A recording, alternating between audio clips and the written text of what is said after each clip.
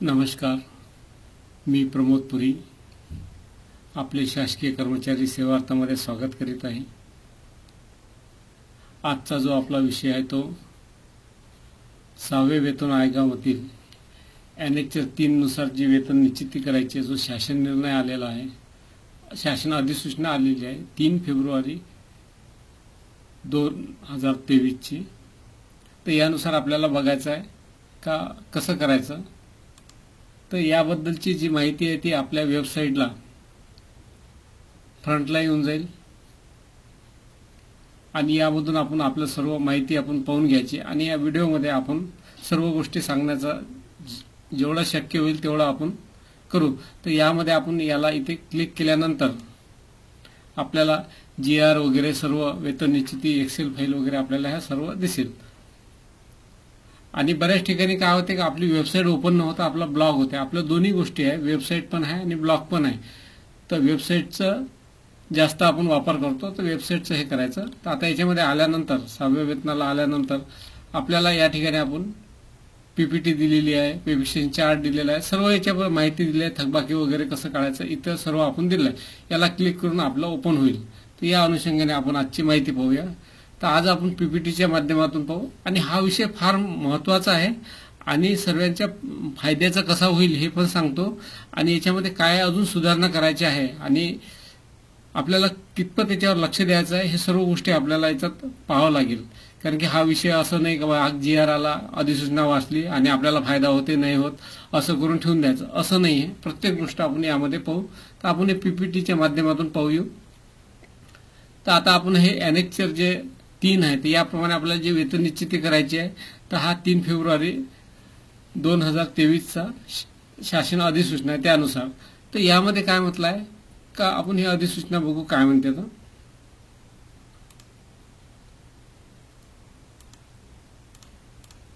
ही अधिसूचना जी आहे त्या अधिसूचनेमध्ये काय म्हटलेलं आहे का जे सुधारित नियम 2009 7 होतं, 7च्या पोट नियम अ खाली क नंतर पुढील हे वाक्यरचना करायची आहे, म्हणजे क नंतर ड करायचं।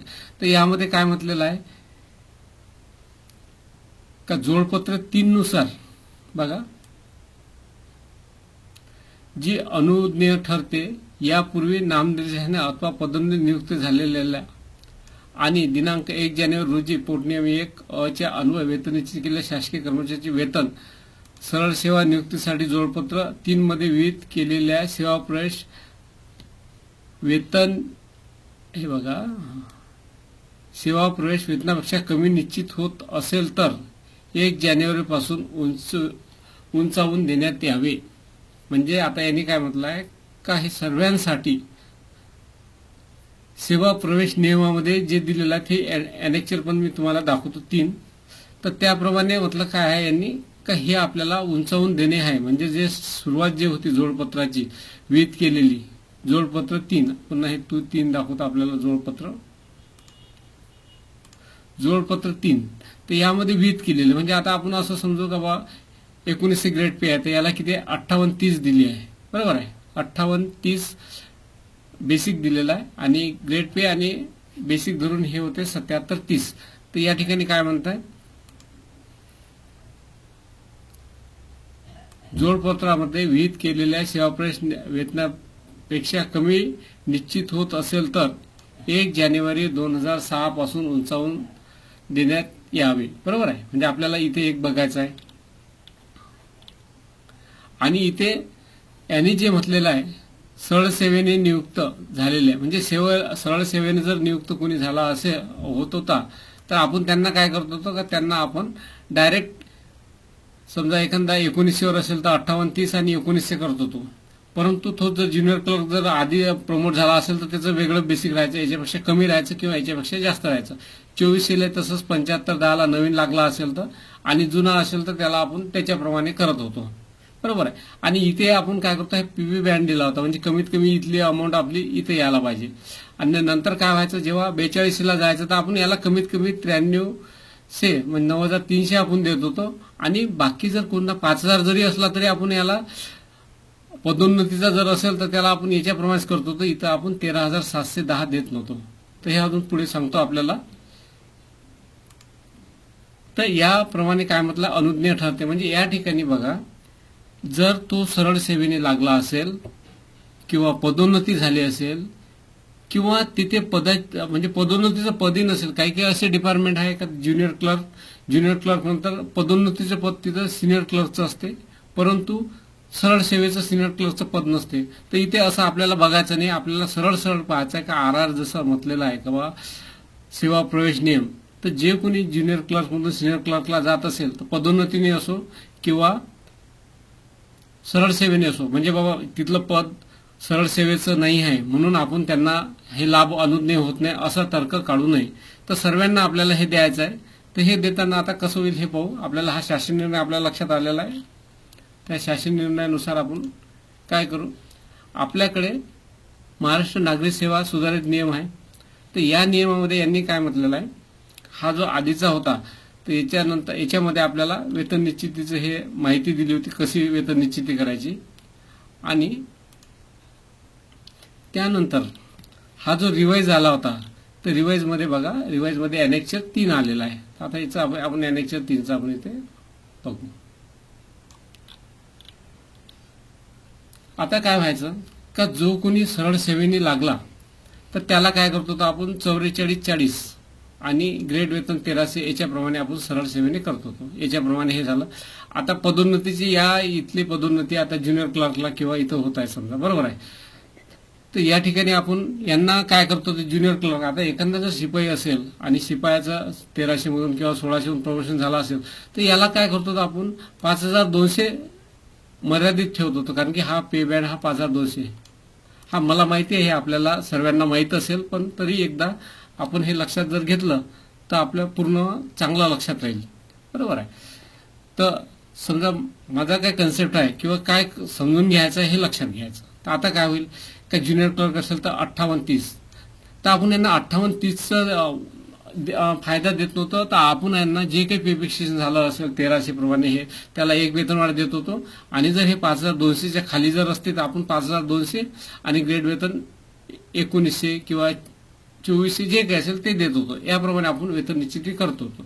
पण आता शासनाचं म्हणणं काय आहे का, याच्यापेक्षा कोणाचीही वेतन निश्चिती कमी व्हायला नको. म्हणजे 5200 असेल 1800 मध्ये, 1900 मध्ये 5830 असेल, 2400 मध्ये 7510 असेल, 3500 मध्ये 8900 असेल, तर त्याचा आधी जरी हे होतं असेल म्हणजे आपण त्याला अशी पण बरेचसे पे फिक्सेशन केले असेल का, जो 1900 मधून 3500 मध्ये आला असेल तर त्याला आपण 8500 प्रमाणे पण केलं असेल, 8700 प्रमाणे केलं असेल किंवा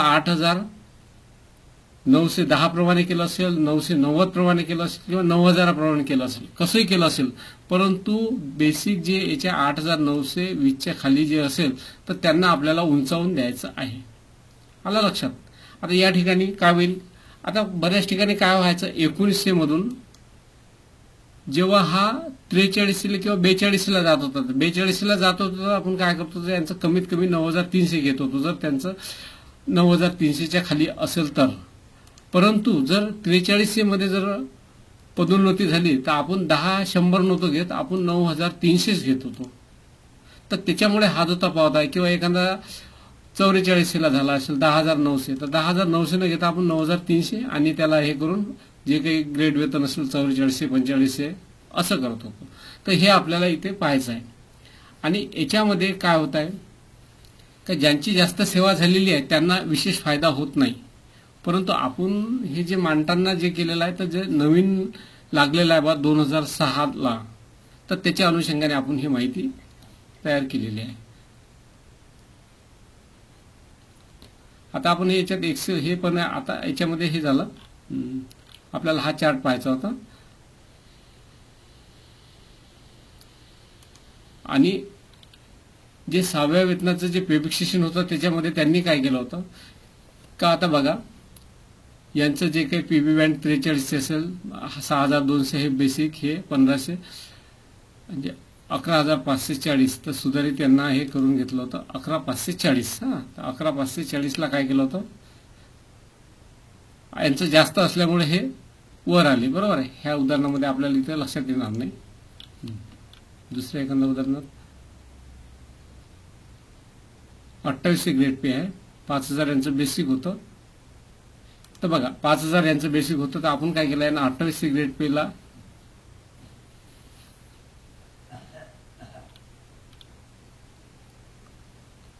ओके 43 आणि 43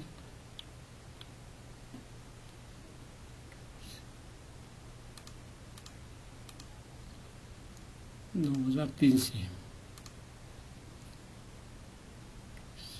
इथे जास्त येतात.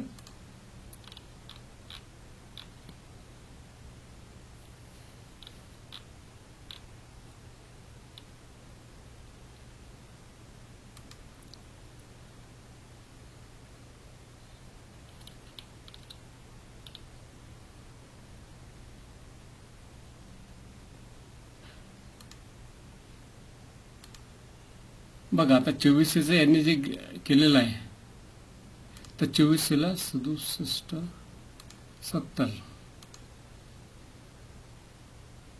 बघा. आता हे आपल्या लक्षात येईल.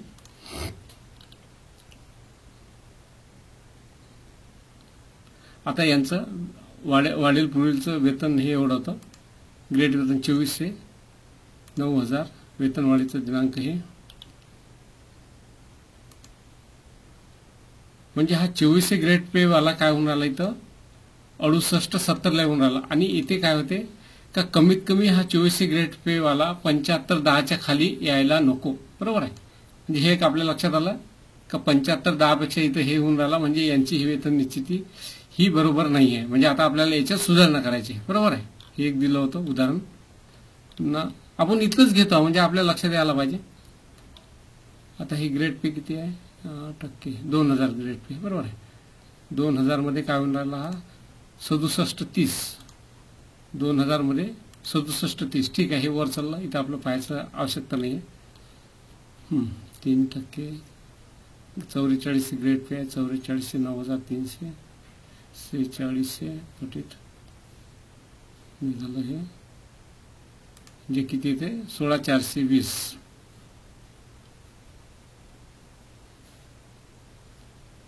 16420 4400 इथले प्रश्न नाहीये. हा आपला व्हिडिओ जास्त मोठा होईल, पण समजून घ्यावं लागेल. काही स्किप करू शकता तुम्ही, कारण की मी काही याची तयारी केली नाही. मी याच्याप्रमाणेच पाहून सांगत आहो आपल्याला,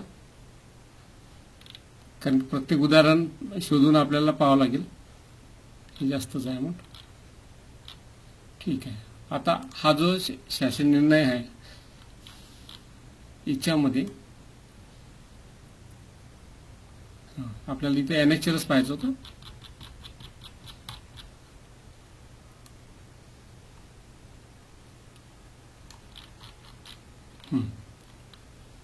आता ही जी अधिसूचना सुरुवातीला निघाला होता याच्यामध्ये पे फिक्सेशनचं यांनी सर्व दिलं होतं का पे फिक्सेशन कसं करायचं, तर त्यामध्ये आपण पाहूया. आणि एक महत्वाची आता मी जे सांगणार आहे ते लक्षात ठेवा का आपल्याला आता युनियनला अजून एक रिप्रेझेंट करावं लागेल का. आता काय असेल तर मी आपल्याला सांगतो. आता आपण एक बेसिक सध्या 2400 ग्रेड पेचं घेऊ साधं. 2400 ग्रेड पेला, तर 2400 ग्रेड पेची जी सुरुवात होती ती कशी होती 4100 6000. बरोबर आहे. आता बऱ्याचशा गोष्टी सांगता येणार, मी जे बोलतो त्याच्यावर लक्षात द्या, कारण की प्रत्येक गोष्ट मी लिहिलेली नाहीये. तर आता काय होईल का 4100 6000. तर आता इथे काय होईल का ज्याचं 4000 बेसिक आहे बघा, 4000ला आपण 1.86 ने गुणाकार केला त्याच्याप्रमाणे काय कॅल्क्युलेशन येते ते पाहायचं. आणि इथे काय होत आहे का 74 40, म्हणजे हे काय होत आहे याच्यात 98 40ला फिक्स होत आहे. 98 40 बरोबर आहे 4000 वाला. आता एनेक्चर काय म्हणते आपल्याला 2400 ग्रेड पेला 75 10, म्हणजे आता पे बँड मध्ये इथे काय केलं आहे 2400 ग्रेड पे रिवाइज बेसिक हे, तर इथे काय म्हटलं याने 74 10. बघा म्हणजे हा 74 10 जो आलेला आहे तर हा आपल्याला आता रिवाइज करावा लागेल 75 10. बघा लक्षात घ्या, हे फार महत्वाचं आहे बरं. म्हणजे असं हे नाही आहे 74 10, म्हणजे आपल्याला यांनी रेडी रेकनरला दिलं होतं का ते याच्याप्रमाणे असं असलं पाहिजे. बरोबर आहे. म्हणजेच आपल्याला काय होईल का सर्व पे फिक्सेशन आता बदलावं लागेल याच्याप्रमाणे. जर आपण बघितलं तर यांनी जर रेडी रेकनर दिला 4,000 असेल तर आपण 74,10 फिक्स केलं होतं. तर आता हे रेडी रेकनर पण यांना गव्हर्नमेंटला चेंज करावं लागेल का 4,000 वाला असेल तर इथं 75,10 येईल. तर त्याच्याप्रमाणे आपल्याला हे रेडी रेकनरनुसार आपली अमाऊंट इथे बदलून जाईल. एक लक्षात घ्या कोणासाठी. आता 1900 ग्रेड पेला बघू. 1900 ग्रेड पे याच्यामध्ये जो असेल तर रेडी रेकनरमध्ये रिवाइज बेसिक 7120 येतं यांचं, म्हणजे 5,200 आणि हे 2700 जर हे असेल ग्रेड पे याचा 1900 याच्यात मिळवले तर 7120 येते. तर आता ही पण आपल्याला रिवाइज करावं लागेल अमाऊंट, कारण की 5,220 ज्युनियर क्लर्कला येत नाही. ज्युनियर क्लर्कला येईल 5830, म्हणजे आपल्याला इथे 5830 घ्यावं लागेल. आणि 5830 मध्ये 1900 जर मिळवले हो आपण, म्हणजे किती ते 7730 आणि यांनी किती दिलेले आहे इथे, म्हणजे जे स्टार्टिंग होईल जो कोणी येईल समजा कोणीही आला तरी काय होईल इथं 7730 यायला पाहिजे. 7730. आता हा माझा अभ्यास आहे. आता याच्याप्रमाणे आपण पुढे बघू जेव्हा चर्चा होईल याच्यामध्ये. तर हे आता रिवाइज मध्ये इथून सुरुवात जी होईल ते 77 पासूनच सुरुवात व्हायला पाहिजे. इथून हे 7120 ची केलेली आहे ही योग्य नाही आहे. किंवा 2000 ग्रेड पे मध्ये जर केली तर 2000 ग्रेड पे मध्ये 8460 पासून सुरुवात पाहिजे. तर जे रेडी रेकनर मध्ये किती आहे 82, अशी होणार नाही. 2100 मध्ये पण तसंच. आपण 2400 पाहिलं, 2000 बघितलं, 3500, 2400 पाहिलं, 2500 बरोबर आहे. हे पण पाहिलं. आता याच्यानंतर 3500 पाहूया. बरं 4200 ला काय केलं 9300. हे बरोबर आहे का. 4200 ला 13500 बघू. 4200 ला 13500 याला आपल्याला काही नाही. हे याच्याप्रमाणे हे बरोबर आलेलं आहे 4200 याच्याप्रमाणे बरोबर आहे. परंतु आता 4300 ला काय केलं आहे 13600 बघा. आता इथं 14400 पाहिजे बरोबर आहे. तर याच्याप्रमाणे हे सर्व रेडी रेकनर आपले आता चेंज होऊन जाईल.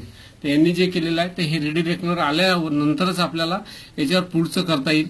कारण की हे रेडी रेकनर पण आता गव्हर्नमेंटला द्यावं लागेल. कारण की इथे हे चुकलेलं आहे. हे आपण लक्षात आणून द्यावं लागेल. लक्षात आणल्यानंतरच होईल. कारण की हे बेसिक होणार नाही. कारण की सुरुवातीला कोणी जर घेईल तर तो याच्याप्रमाणेच घेईल. नवीन जसा लागला तसा पदोन्नतीवाला पण इथंच येईल. याच्या खाली येणार नाही. पुन्हा एकदा सांगतो 4400 ग्रेड पे वाला किंवा 4500 वाला 4500 13,800 45 13,800 हा 13,800 घेणारच नाही आहे. 16,200 खाली येणारच नाही. स्टार्टिंग याची 16,200 पासूनच व्हायला पाहिजे. कारण की तो पदोन्नती आणि याचं असेल तर. कारण की सुरुवात जर असेल तर तो त्या पदावर जर असेल. आता एखादा सिनियर क्लर्क असेल समजा, तर सिनियर क्लर्क असेल तर तो 90-10 च्या खाली पेमेंट घेणारच नाही. तो सिनियर क्लर्क आधी प्रमोशन हो का नंतर हो, तो 90-10 खाली घेणार नाही. तर ह्या रेडी रेकनरच्या याच्याप्रमाणे आपल्याला हे महत्वाचा हा मुद्दा हा उचलायचा आहे. पुढे मी सांगतो कसं करायचं आहे. तर हे आपल्याला घ्यायचं आहे तेव्हाच आपल्याला हे पे फिक्सेशन आपलं योग्य होईल. 14,530 हे अमाऊंट बदलली. सुरुवातीलाच यायला पाहिजे 4400. आपण 5400 ग्रेड पे पाहू. 5000 5400 5700. आता यांचं किती आहे 14,000. 5400 मध्ये 2 येईल 50 5000 5400 पे बँड लिहिलं नाही ते. ओके ठीक आहे.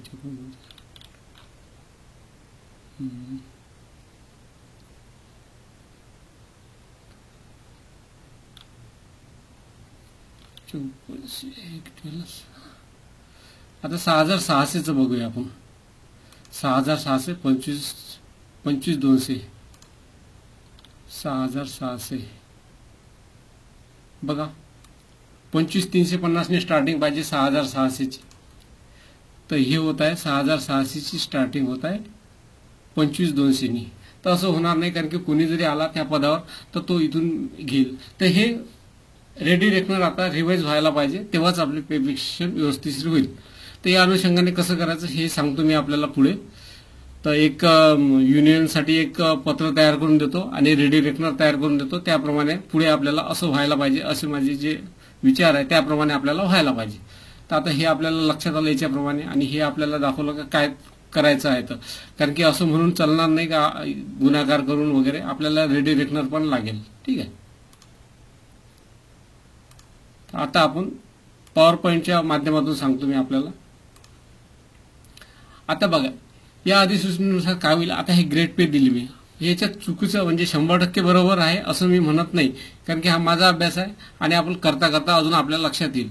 तर आता काय होईल, 1300 वाला जेव्हा 1900 ग्रेड पे मध्ये पदोन्नतीचं होईल, तर तो जर 55-80च्या बेसिकच्या खाली जर असेल तर त्याला फायदा होईल. आणि हे आपण 1/1/2006 पासूनच घेत आहोत असं लक्षात घ्या. आधीची सेवा, आधीचं बेसिक वगैरे आपण घेत नाही. आणि अजून एक सांगतो का ज्यांना जे 2005ला 4ला लागले असेल तर त्यांनी त्यांचं कॅल्क्युलेशन 1.86 करून बघायचं का याच्या वर येते किंवा नाही. खाली जर असेल तर आपल्याला ते पण रिवाइज करायचं आहे. म्हणजे याच्या व्यतिरिक्त हे पण लक्षात घ्या. आता बघा, 1900 असेल 55, म्हणजे याचं 6 वर्षात जर याचं प्रमोशन झालं असेल तर याला फायदा होईल. आता 1300 ते 1900 मध्ये बाकीच्यांना कोणाला फायदा होत नाही. 1400, 1600, 1650, 1700 यांना फायदा होत नाही, कारण की हे ऑलरेडी यांना 3 वर्षांनी कोणाचंच प्रमोशन होत नाही 99%.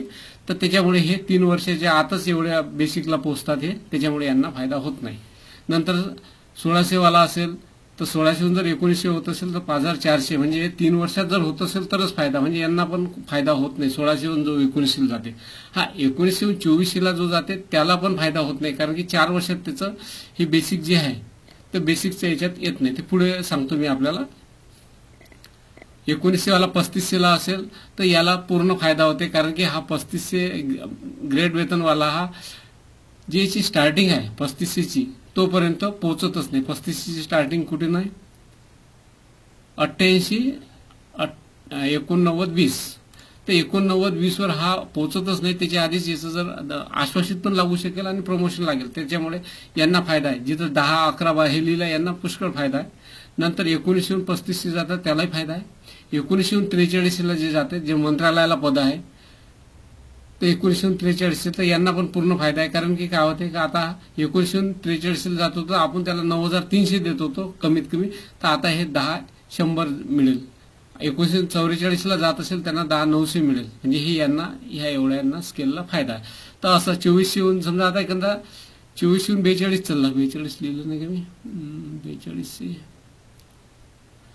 2400 42 जाते त्याला फायदाच होत नाही, कारण की तो ऑलरेडी त्या याच्यावरच जाते. 2400 जर 43ला गेला तर जर 6 वर्षात प्रमोशन जर झालं यांचं तरच फायदा आहे, अदरवाईज नाही आहे.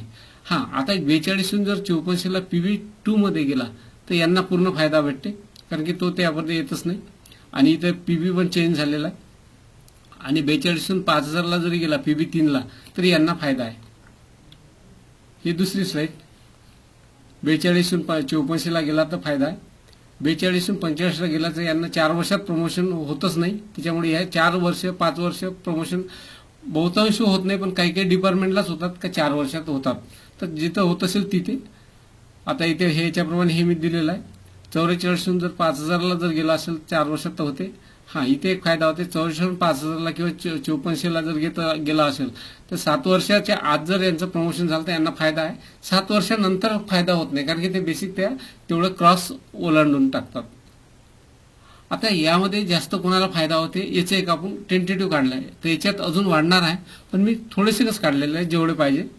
तर जो 1944 जातो याला फायदा आहे. 1900 4300, 1900 3500, 1900 2800, 42 5400 हे याच्याप्रमाणे हे काढलेले आहे. तर याच्या व्यतिरिक्त पण सुटलेले आहे, पुढचे घेतलेले नाही आहे मी, ते एक टेंटेटिव्ह म्हणून इथं दाखवलेलं आहे. तर आता एक स्पष्टीकरण थोडं दिलं, हे लिहिताना थोडं चुकलं असेल तरी समजून घ्या. जर शिपाई असेल 1300 ग्रेड पे वाला 1-1 16 नंतर पदोन्नती झाली असेल व त्याला 6 वर्ष पदोन्नतीच्या आत म्हणजे 6 वर्षाच्या आत जर 1300 पदोन्नती ज्युनियर क्लर्कची झाली असेल तर 6 वर्ष आत झाली असेल तर त्याला फायदा होईल. 6 नंतर जर सेवा झाली असेल तर त्याला फायदा होणार नाही, कारण की तो 55-80 बेसिकवर येईल तेव्हा, आणि 55-80 वर जर बेसिकवर आला असेल तर त्याला काही फायदा होणार नाही. तसंच शिपाई 1600 जर आला असेल तो जर 3 वर्ष आतपर्यंत होत असेल तरच फायदा, नाही तर होणार नाही. आता 1924 जर झाला असेल तर याचं 5 वर्षात जर प्रमोशन होत असेल तरच यांना फायदा होईल, अदर नाही होणार. 25 तसंच आहे. हे थोडं लिहून पाहिलं असं. आता हे चार्टच्या माध्यमातून आपल्याला हे समजून सांगतो कसं असायला पाहिजे एक्सेलच्या शीटच्या माध्यमातून. बघा,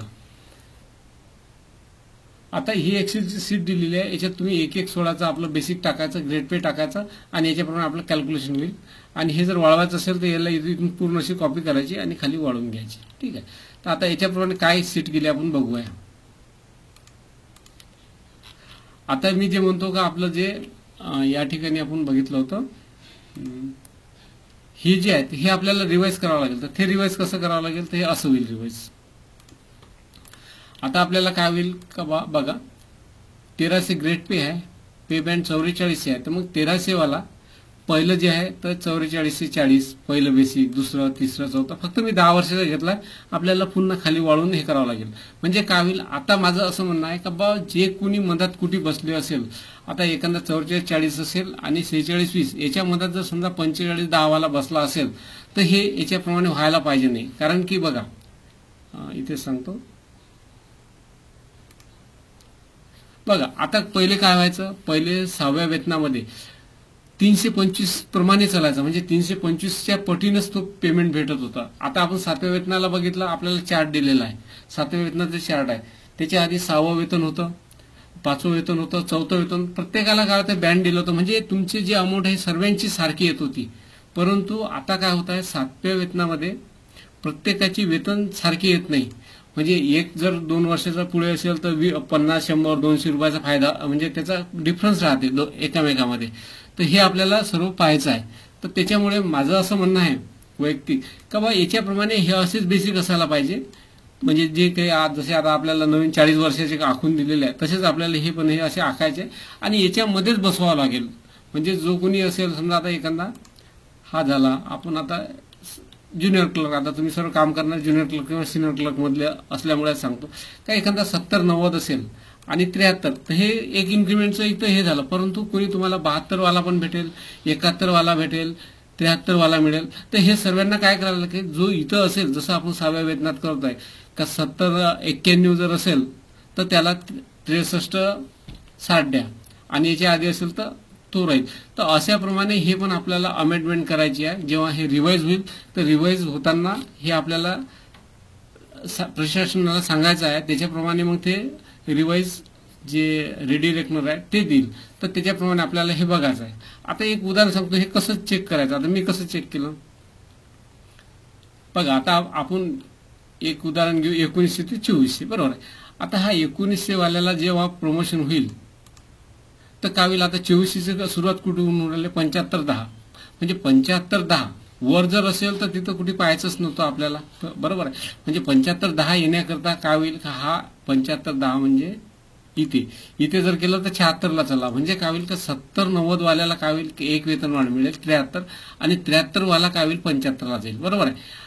आणि 73 वाला तर 76 वाला इथे म्हणजे ऑलरेडी तो समोरच गेला, म्हणजे याला फायदा नाही होणार. म्हणजेच काय होईल का 70-90, म्हणजे याच्यासाठी किती वर्ष किती इन्क्रीमेंट लागेल.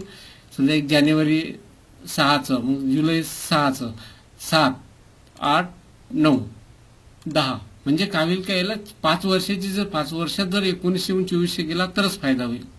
आता 1900 वाला जर 3500ला गेला तर बघू कसं होते. तर आता 1900 ग्रेड पे वाला असेल, अंदाजे आपण काय याच्याप्रमाणे घेतलेला आहे 6 पेचा स्टार्टिंग पासून. आधीचे वेगळे असेल, आधीच्यांना तेवढा फायदा होणार नाही. जे 5व्या वेतनाचं ज्यांचं प्रमोशन झालं असेल तर त्यांना तेवढा फायदा होणार नाही. तर आता इथे बघा, आता 3500 ग्रेड पे किंवा 2800, हे 2800 दोन महत्वाचे, 3500-2800. तर आता 2800 ग्रेड पेला किती, 85-60 पाहिजे 2800 ग्रेड पेला. तर 85-60 म्हणजे इथे आला, बरोबर आहे. म्हणजे इथे असला तर याला वाढ होईल. म्हणजेच काय होईल का 82-30 वर जर असेल म्हणजेच काय होईल, याची 10 वर्ष म्हणजे 9 वर्ष, तर 9 वर्षाच्या आत यांचं जर प्रमोशन केव्हाही झालं असेल तर यांना फायदा होईल, नाही तर आश्वासितमध्ये पण यांना फायदा होईलच, कारण की येईल इथे, त्याच्यामुळे यांना फायदा होईल. पण 10 वर्षात होईल. पहिले आपलं 12चं होतं तर 10चं होईल 6व्या वेतनात. आता या ठिकाणी यांचं बघू 89, तर 89 हे 10 वर्षात इथे येतच नाही आहे, त्याच्यामुळे यांना पुष्कळ फायदा आहे, कारण की इथून डायरेक्ट कुठे जरी असलं 4-5 वर्षात तरी यांना हे जाईल, आणि यांना 12 वर्षात केलं तरी हे जंपनी इथे जाईल. बरोबर. आता एक तो 1943 जर आला, तर 1943 आल्याला आपण काय करतो, तो हा 19 असं समजू का बा हा व्यक्ती 82-30 वर आहे, तर 82-30 आपण काय करतो, 91-93 घेत होतो फिक्स, आणि त्याच्यावर ग्रेड पे लावत होतो, त्यांचं 42 आहे. आता यांचं 43 असेल, मंत्रालयातील पद आहे, तर आता इथे कसं होईल का, हा समजा 85 याच्यावर असेल पूर्ण, समजा कुठेही जरी झालं तर हा 85हून हा डायरेक्ट 1010 फिक्स होईल, आणि हा जर 85वाला इकडला असला तर 1090 होईल. इथला जरी असला असं तर 3 वर्ष 4 वर्ष त्यांचं जर प्रमोशन होत झालं समजा पुढचं, तर यांना हे 7000वरून डायरेक्ट 10,000वर येईल. तर हे असं होणार आहे. तर याच्याप्रमाणे तुम्ही बाकीचे पण पाहून घ्या, टॅली करा का बा यांना किती वर्षात काय होते. तर मी अंदाजे हे याच्याप्रमाणे हे दाखवलेलं होतं वर्ष किती होते, तर त्याच्यानुसार मी असं हे तयार केलं होतं एक्सेलच्या शीटमध्ये, असं का बा कुठे होते, तर हे पाहून घ्यायचं. याच्याप्रमाणे इथे इनपुट डाटाला आपलं बेसिक वगैरे टाकायचं. तर आता माझं एक महत्वाचं सर्वात शेवटचं जे सांगायचं आहे ते म्हणजे आपल्याला हा जो रेडी रेकनर आहे आणि हा रेडी रेकनर याच्यामध्ये चेंज करायचा आहे. यासाठी आपल्याला जे आपल्या युनियन आहे यांना याबद्दल पुढील हे प्रशासनाला माहिती द्यायची आहे, आणि प्रशासनाला माहिती दिल्यानंतर मग पुढील आपलं ते सर्व इथून काम होईल. तर या अनुषंगाने कसं करायचं, तर हे आता मी एक याचं ड्राफ्ट तयार करून देतो, आणि आपले जे युनियनवाले असेल किंवा आपले जे परिचयाचे असेल याच्या माध्यमातून तुम्ही प्रशासनाकडे हे बाब जाऊ द्या.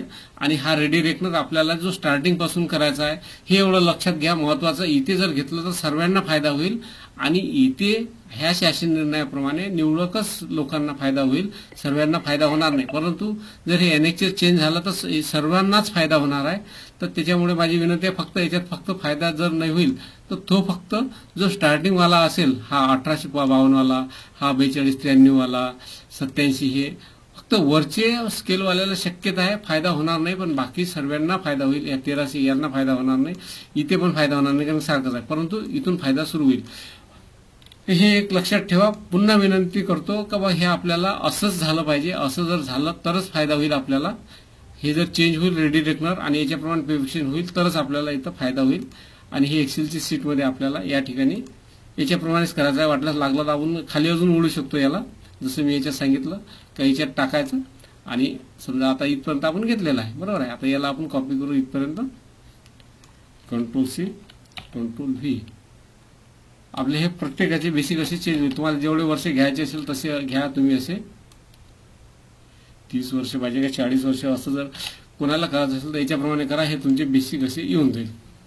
हे तारखा वगैरे काही तर लक्षात, हे तारखा आपण काढून टाकायचे आहे, असं काही नाही. म्हणजे जसं 7 पेला आपला रेडी रेकनर होता तर असं आपल्याला हे एक रेडी रेकनर असं इथं मिळू शकते. तर याप्रमाणे हे सर्व माहिती मी इथे दिलेली आहे. तर याप्रमाणे हे करायचं. तर हा विषय फार मोठा आहे, परंतु मी थोडं सांगण्याचा असा प्रयत्न केलेला आहे. व्हिडिओ जास्त झालेला आहे, परंतु तुम्ही एक एक गोष्ट जर घ्याल, मला काय म्हणायचं हे जर तुमच्या लक्षात आलं तर बऱ्याचशा गोष्टीचा उलगडा होऊन जाईल, आणि याच्यामुळे फायदा होईल सर्वांना. कारण की आता बघा, आतापर्यंत आपण याच्यासाठी बोललो नाही की ही अधिसूचना आली नव्हती. जर ही अधिसूचना आली नव्हती त्याच्यामुळे आपल्याला एनेक्सर 3 आणि आपलं जे प्रमोशन झालंय किंवा जे काही असेल तर हा पार्ट वेगळा ठेवला होता. आपण जर एक वरिष्ठ लिपिक असेल तर तो बा तिथे नसेल आला तर आपण त्याला आपण हे नाही केलं का बा तिथे ठीक आहे बा, याचं जे म्हणणं होतं एखादा वरिष्ठ लिपिक असेल 24 ग्रेड पे वाला 75-10 नाही तर होऊ शकते तो जिथं काही झाला असेल किंवा काही असेल तर एखादा आधी प्रमोशन झाला असेल तरी आपण त्याला 75-10 दिलेलं नाही, किंवा 19 आला असेल तर 58-30 दिलंच नाही आपण हे याला आपण जास्तीत जास्त 5,000 किंवा 51, 52, 53, 54 असंच दिलेलं आहे. तर आपण 58-30 दिलं नव्हतं. तर हे 58-30 म्हणजे आता हे कोणी जरी असला तर हा ज्युनियर क्लर्क असेल तर 58-30च्या खाली पेमेंट घेणारच नाही. तर याच्याप्रमाणे आपल्याला हे रिवाईज करायचं आहे आणि याच्याबद्दल सर्वांनी एकत्र यायचं आणि हे जे काही युनियनवाले असेल, जे आपले परिचयाचे असेल, तर हे आपलं रिप्रेझेंट करायचं आहे आपल्याला प्रशासनाला आणि त्यानुसार आपल्याला ते रिवाईज करायला, कारण की त्यांना पण हे लक्षात आणून द्यायची गोष्ट आहे की त्यांनी हा GR काढला, GR नंतर अधिसूचना निघेल, अधिसूचना निघाली, आता यांना रेक्टिफिकेशन वगैरे ते सर्व पुढे चालेल. आणि असं जर तयार असला, हा जर चार्ट असा तयार असला तर काय होईल का प्रत्येकांना आपल्याला हे 10 रुपयाचा जो काही फरक होता हा येणार नाही. जसं 6व्या वेतनात 7व्यात होतं तसंच आपल्याला डिरेक्ट जर मिळालं तर प्रश्न नाही. 6वा 4थ्यातही तसंच होतं. 3ऱ्या सर्व याच्यात काय होतं का यांनी पे स्केल दिलं होतं, म्हणजे कोणाचे वेगवेगळं नाही राहायचं. नाही तर काय होतं 6व्यात कसं राहायचं का 2 वर्षावाल्याचं तर 10 रुपये 20 रुपयाचा फरक, याचा 150चा फरक असं राहायचं, एका वेतनाचा फरक नाही राहायचा. तर हे आता बघा तुम्ही याच्याप्रमाणे आपल्याला हे सर्व करायचं आहे. तर हे जर केलं तर जे 3% जे काय म्हणते स्टेपअपचं जे होतं तर त्याच्यातही फायदा होईल, कारण की स्टेपअपमध्ये काय व्हायचं 3%च नाही व्हायचे, कारण की 2 बेसिकमध्ये 3% नव्हते, कारण की हे अशी पद्धत न वापरल्यामुळे 2 बेसिकमध्ये 3%चा कधी कधी एका इन्क्रिमेंटमध्ये वाढ असून सिनियर ज्युनियर असून त्यांच्यामध्ये 3%चा डिफरन्स नव्हता. हे कशामुळे का हे मधात फिक्स होत होते, म्हणजे 95-30 आणि 98-80च्या मधात कुठे कुठे दोघं जण व्हायचे, त्याच्यामुळे हे जुळायचंच नाही. तर हे आपल्याला बघायचं आहे. तर या अनुषंगाने या व्हिडिओत मी एवढंच सांगतो आणि हे सर्व तुम्हाला इथं माहिती मिळून जाईल. इथे PPT मध्ये आता जे PPT दाखवलं ते पण आहे, हा चार्ट दाखवलेला आहे, इथे आलेला आहे, हे GR वगैरे सर्व. आणि हे थकबाकीचे काढायचे, थकबाकीचे सांगून देतो एकदा. थकबाकीचे काढा, आता सध्याच्या मागच नका लागू थकबाकीचे. तर इथे HRA जे काही असेल हे सर्व इथं माहिती भरायची. DCBS हे नवीन बेसिक आणि हे जुनं बेसिक करायचं, तुमचं एरियाज तयार होऊन जाईल. फक्त एरियाज तयार करताना फक्त जेव्हा HRAचं फक्त तुम्ही बघा, कारण की मी याच्यात विशेष लक्ष दिलेलं नाहीये. तर HRA आपल्याला पुढे बरोबर आहे, जेव्हा 2009 पासून जो लागलेला आहे तो बरोबर आहे इकडला, पण आधीचा तो 4थ्याप्रमाणे होता, तर तो तेवढं पाहून घ्यायचं. बाकी एरिया सीट हे बरोबर आहे, टॅली आहे, सर्व काही प्रॉब्लेम नाहीये. आणि यासोबत हे 7व्या याची पण मी एरियाची सीट टाकलेली आहे, जर पाहिजे पुढचं जे पाहिजे असेल तर. हे सर्व आपण करू हळूहळू, फक्त सर्व समजून घ्या आणि आपल्याला त्याच्याप्रमाणे हे जर झालं तर पुढे आपल्याला याच्यावर काम करता येईल. तर हा आजचा व्हिडिओ या इथे संपवायच्या आधी सांगतो का आपलं एक ब्लॉग पण आहे, म्हणजे आता कन्फ्युजन होऊन राहिलं बरेच जणांचं, कारण की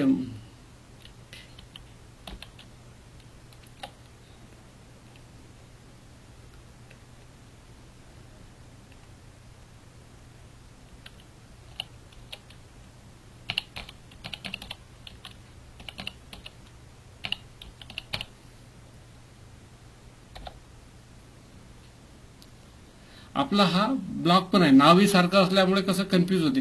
तर याच्यात कसं बऱ्याचशी माहिती नाही आहे, जुनी माहिती आहे आणि थोडं हे झालेलं आहे. तर याच्यामध्ये बऱ्याचशा माहिती भेटत नाही, तर त्याच्यामुळे आपण इथं लिंक दिलेली आहे की बा याच्यात हे करा म्हणून. तर याच्यासाठी तुम्ही काय करायचं, हे आपली ही जी वेबसाईट आहे promotepuri.com, तर याच्यामध्ये यायचं, म्हणजे आपल्याला हे लुक दिसेल असं. आणि याच्यामध्ये आपण हे सर्व हे टॅब दिलेलं, त्यामध्ये बऱ्याचशा माहिती आहे आणि बरेचसे काही काही फायली करप्ट झालेल्या आहेत, तर ते पुन्हा एकदा नव्याने टाकण्याचा प्रयत्न करत आहोत. त्याच्यामुळे हा महत्वाचा एक हे केलेला आहे. तर आजचा हा विषय या ठिकाणी संपवतो. नमस्कार, धन्यवाद.